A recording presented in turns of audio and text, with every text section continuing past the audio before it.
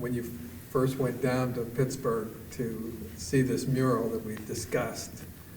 What was your first reaction when you saw it in the lobby of the Oliver building?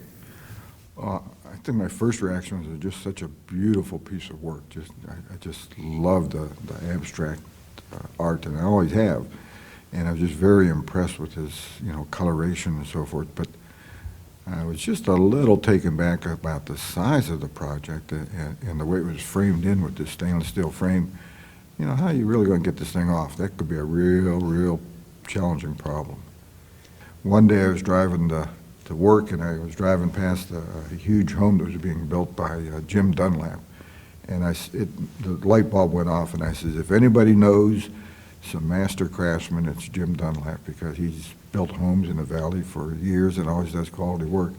So I pulled in and stopped and talked to him, and he led to a fellow in Warren, who in turn got hold of the Tile Institute that recommended Larry Mobley, and I gave him a call, and after a conversation, he decided to come down and take a quick look at it to see if something was possible.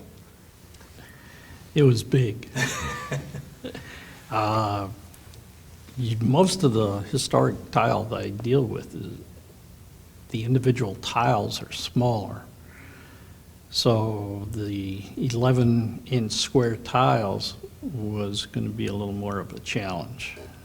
It was an operating building, so of course they had hundreds of people coming in through the lobby during the daytime. So right off the bat they said you can't work during the day. It's going to have to be at 7, 8 o'clock at night till 1, 2 in the morning, and you could work Saturday afternoons and Sunday.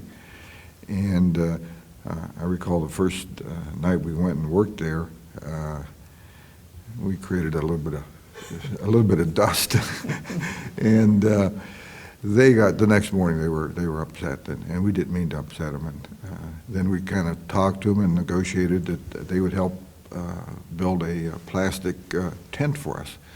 So they did that, and it was our responsibility to take it down every night and help them put it up every evening, just to cut down on the amount of dust, so that come in the morning, their place would be spick and span. This was the first tile that we took off, and it was in the lower right-hand corner of the Soulages ceramic.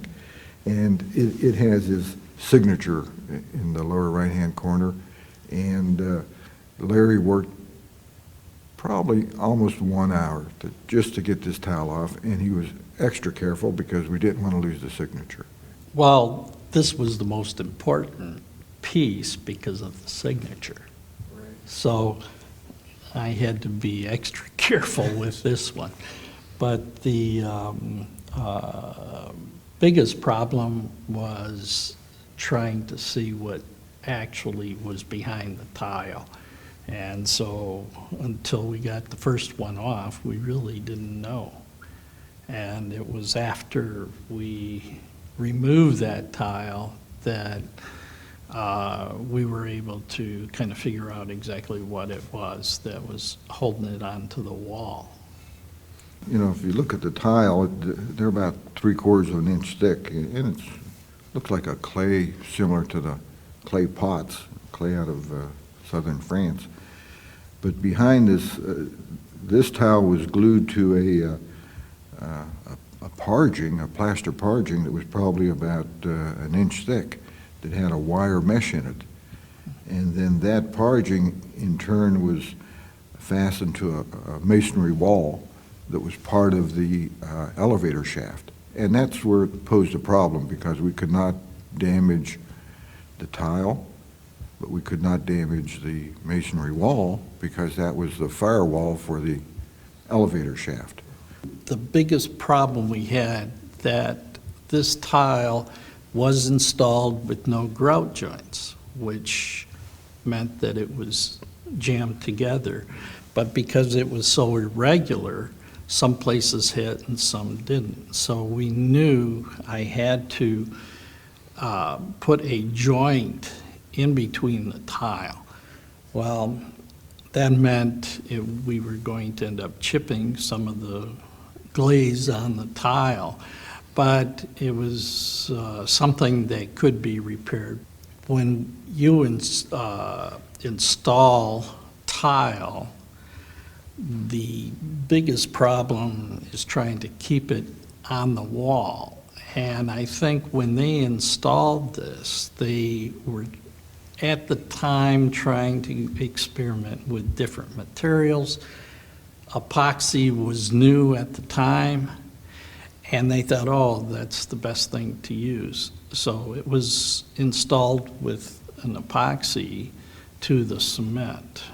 This parging that was right here next to this masonry wall, with his vibrating blunt chisel, as he would hit this surface here, he was able to fracture the between the masonry wall and this parging. So it would start to come off, but then we'd have to wiggle it and move it and so forth, and eventually get in there with wire cutters to cut the mesh off. This tile now, as you look at it, you'll see it's a nice smooth surface. So once we got them down, we packed them in crates and so forth, and Larry took them back up to Michigan.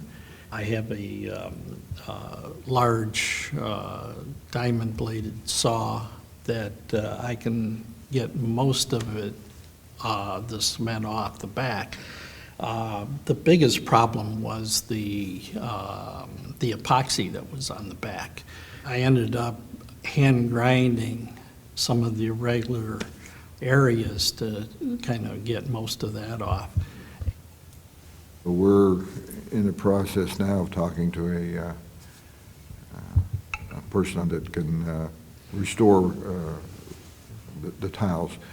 She does a lot of restoration work, so she's anxious to see if she can repair these, and I think she can. So we have currently half a dozen tiles up there for her to give us a try. She's going to show us her work to see what it looks like, and I have a lot of confidence. She's very enthusiastic about it. I think she'll do a good job. The Philadelphia Museum has installed some smaller Dutch tiles, and they installed them on a aluminum panel, and I'm going to call it a honeycomb panel, where they have a sheet of aluminum and a space and another sheet of aluminum, and then perpendicular to those two sheets they have aluminum that looks like a honeycomb, and it makes a very stiff substrate for tile. With the idea then, if the museum ever wants to take this piece and exhibit it somewhere else, those aluminum panels could be removed, and we could ship it to another museum, so that maybe those panels would be maybe 7 foot by 7 foot. Each tile ended up weighing anywhere from 8 to 10 pounds. Well, with 294 tiles, you're going to have 3,000 pounds of weight. And it's going to be a challenge to be able to stack all these tiles up. Most of the historic tiles are smaller. There might not be as many, so it's easier to put them on a small panel. But when you take this many tiles and stack them up, you're going to have a lot of weight.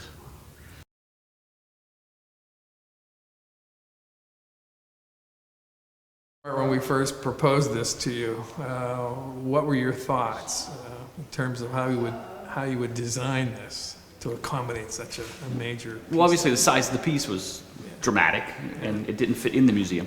Right. You guys had the idea that you wanted to face the world, Right. and then I had the idea that maybe we don't want it to face the world every day. Right. So the thought was, if we design the right size building that can still fit in with the structure, this could be turned and face whichever direction we wanted. So That has to have been a major challenge to, I mean, this piece weighs a lot. yeah, we're at about 8,000 pounds of structure behind it. So, but it's well balanced. So some friends that know that kind of stuff pretty well, were able to help me get it so that we could spin the thing. And as you see, it spins with a finger. Right.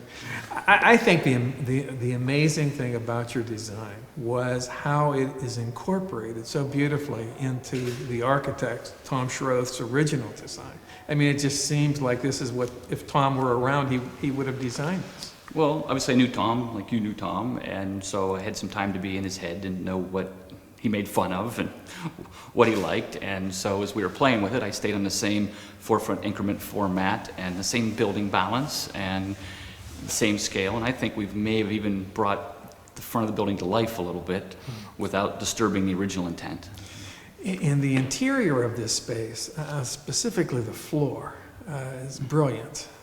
Talk about this floor. It's concrete, which is a basic building material.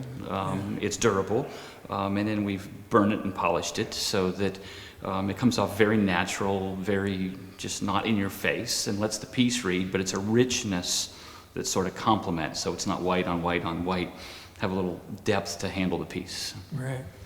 In terms of the artwork, I'm sure that this artwork was in your mind as you designed this building. I mean, you wanted a home for this. I mean, any unusual thought process happen as you were? Well, the biggest issue is you can't see it unless you get away from it. Right. And so you can't walk up to the wall and look at the piece. You have to get away and away and away. And it changes. It changes from the depth we're at here, where you can appreciate the individual tiles. It changes from 5 feet away. And then if you go outside and sit on the bench, you get to see the entire thing. So it sort of became a discovery for me of watching this thing change as we get away from the piece. And as far as the illumination of it, the lighting of it, I think it's beautifully done. What were your? Well, from you were the inspiration there with thinking that we should try playing with some LED, and I had to go educate myself because I hadn't had a lot of experience with LED other than not liking it. Mm-hmm. And so we got into talking with the reps of the lighting colors, and they got me colors, and we started playing and learning about the color depths. And then, frankly, a lot of samples, fixtures, until I got what we wanted. And we kept sampling at the other Butler, working on what they did with heights of ceilings and walls, and then what they were changing the color of the piece. And then we had Vince bring us tiles, and we looked at individual tiles in the individual colors that were available until we brought out what I thought would have been the colors that were seen when he made this piece. Well, it's a spectacular building. The solution was fabulous. It's really fun, really fun. We couldn't be more grateful. Thank you. Well, Vince, it's happened. We did it. Yes, it is, Lou. It's been, what, 15 months? 15 months. And a year since we've been over to Paris to visit Soulages retrospective there at the Pompadour. To help inspire the troops. And it did. It did. You know, Team Soulage came through, you know, and it's been a lot of hard work, and I think we got something that we're going to be proud of for a long, long time. I will never forget. You know, I had kind of lost all hope that we would be able to save this thing. And you drove down to Pittsburgh, and you called me from the lobby of Oliver Building. And you said, Lou, I think we can get this thing off. Yeah. I couldn't believe it. I couldn't believe it. And lo and behold, you were able to get it off. And the other conversation I won't forget is when we got the first tile, Pierre's signature, and got it off the wall, and I'm driving home in my truck and delivering that tile, and I'm going to bring it to your office, and I wanted to surprise you, but I couldn't wait. I had to call you and say, Lou, we got the first one. It only took 3 hours, but we got the first tile done. There were a lot of problems, though, that you had getting this off. There was. It was, you know, first of all, it was the time frame they gave us, you know, 2 weeks, and, you know, we had to be done by August 1st, and it's, you know, 1st of July. And the problem on how it was mounted and where it was mounted. Well, frankly, Vince, without your intervention, this would be in a landfill today. I mean, you really did it. You pulled it off for us. Well, I'm proud to have been able to salvage something, you know, like this, because I think you're right. It might have ended up in a landfill and nobody would ever appreciate it. Now we'll have something here, you know, 1,000 years from now, they're going to say, well, here's a piece from the 20th century. It's also important for people to know in the future that there was some restoration that was done to this piece, more than some. There, some natural breakage that had to happen, and you and a team were able to restore these individual tiles to the point where they look like they looked when they left Soulages studio. Unfortunately, and I don't think I realized when I first looked at it, there was some damage done in the original process of putting it back up. And over the years, of course, they had a guard with his stand there, and he'd lean back on his chair against the tiles and so forth, and would chip them now and then. But we took almost a year and looked at each tile individually and restored it where we had little chips. We used a high gloss ceramic paint called Pivo, which really worked well. It just suited perfectly for this particular application. And I had an assistant, Kara Treleski, who worked tirelessly on the project with me. And little by little, we started on the simpler projects and got into the more complicated tile that were broken in half and so forth. But it came out perfect. I'm very happy with the results. Well, I think it's a major contribution to the Butler, a major contribution to this community, and I think a major contribution to the country. This is a major, major work of art, and we have it, we saved it, and I'm glad. I'm happy. I'm very happy. How many times in your life do you get a chance to be able to be part of something like this and accomplish something like that? I agree. Can't thank you enough. It just gives you a good feeling. Can't thank you enough. Okay, thanks. Hey, I do it again. I do it again.